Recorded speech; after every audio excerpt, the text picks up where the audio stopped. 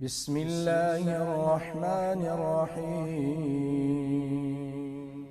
وما خلقت الجن والانس الا لیعبدون، اور ہم نے جن اور انسانوں کو محض اپنی عبادت کے لیے پیدا کیا ہے۔ مجھے اور آپ کو، پوری کائنات کو اللہ تعالیٰ نے کس لیے پیدا کیا؟ لیعبدون ای لیوحدون، اللہ کو اکیلا جانے۔ عبادت، ترجمہ تو عبادت بن رہا ہے، آپ ترجمہ کریں لیوحدونی، اکیلے۔ اگر کوئی شخص عبادت کر رہا ہے لیکن رب کی بھی عبادت کرتا ہے، جبریل کی بھی عبادت کرتا ہے، محمد مصطفیٰ کی بھی عبادت کرتا ہے، جیلانی کی بھی عبادت کرتا ہے، یہ شرک ہے، عبادت نہیں ہے۔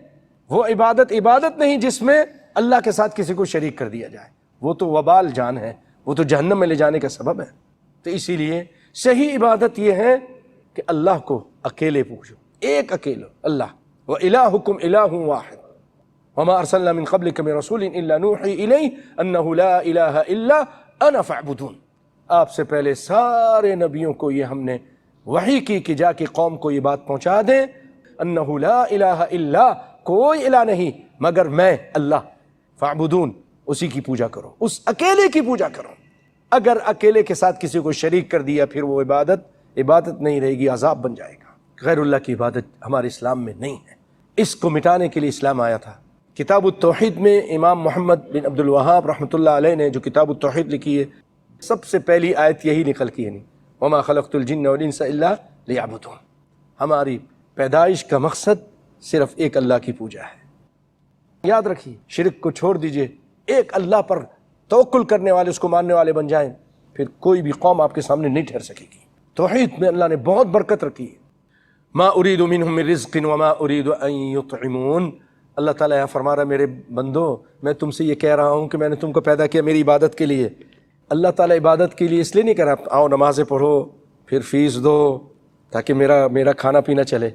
ما اريد منهم من رزق، ان سے رزق مجھے نہیں چاہیے۔ وما اريد ان يطعمون، اور میں یہ نہیں چاہتا کہ وہ مجھے کھلائے۔ یہ اللہ تعالیٰ جو حکم دے رہا ہے اس لیے نہیں کہ اس کو پیسے ملیں، ٹیکس ملے، کھانا ملے، نہیں، وہ تو وَهُوَ يُطْعِمُ وَلَا يُطْعَمُ، وہ تو کھلاتا ہے کھاتا نہیں ہے۔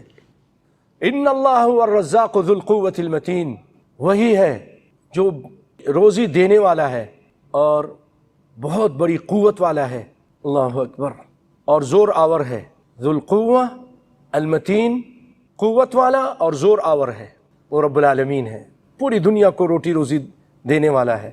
فَإِنَّ لِلَّذِينَ ظَلَمُوا، آخر میں پھر یہ کہہ رہا ہے اللہ تعالیٰ، جو لوگ ظلم کرتے ہیں، نئی بات مانتے، ذنوباً، ایک ہوتا ہے ذنوب مانے گناہ، ایک ہوتا ہے ذنوب کے معنی ڈول، پانی کا ڈول ہوتا ہے نا، یعنی یہاں مراد ڈول بول کے حصہ، ان کے لیے حصہ ہے، ذنوباً مثل ذنوب اصحابہم، حصہ ہے اس ظلم کا جیسے ان کے ساتھیوں کا حصہ تھا۔ بس جن لوگوں نے ظلم کیا انہیں بھی ان کے ساتھیوں کے حصے کے مثل حصہ ملے گا۔ ذنوباً کے معنی یہاں پر حصہ، ڈول کہہ کے حصہ مراد لیا ہے۔ فلا یستعجلون، تو یہ لوگ جلدی طلب نہ کریں، یعنی کہتے تھے اے نبی آپ سچے ہیں تو عذاب آ جائے نا، لے آئے اپنا عذاب۔ ایک تو ایسا بھی تھا کہ اگر یہ اسلام سچا ہے تو ہم پر عذاب آ جائے، تو اللہ تعالیٰ فرمانے تم جلدی مت کرو، جو تمہارے حصہ ہے تم کو مل کے رہے گا۔ فلا یستعجلون فویل للذین کفروا من یومہم الذی یوعدون، پس تباہی ہے، ویل ہے واسطے ان لوگوں کے لیے جنہوں نے کفر کیا اس دن کے آنے سے جس کا ان سے وعدہ کیا جا رہا ہے۔